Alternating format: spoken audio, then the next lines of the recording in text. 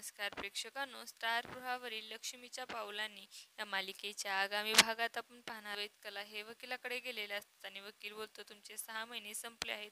आता फक्त मी तुम्हाला 2 दिवस सोडून देऊ शकतो. या 2 दिवसामध्ये तुमची एकतरी फाईल कायमस्वरूपी बंद होईल, नाहीतर मग मी तुम्हाला डिवोर्स देऊन मोकळा होईल.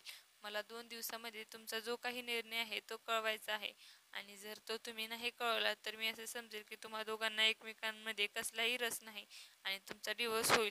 आणि तेव्हा दोघेही अतिशय चिंतेमध्ये पडतात.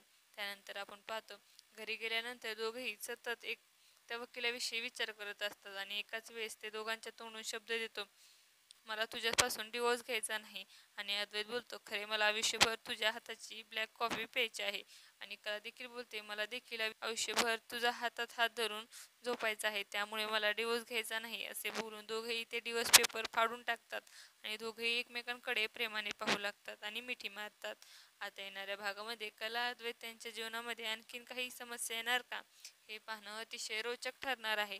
तुम्हाला जर आपला व्हिडिओ आवडला असेल तर चॅनलला लाईक, शेअर आणि सबस्क्राईब करायला विसरू नका. धन्यवाद.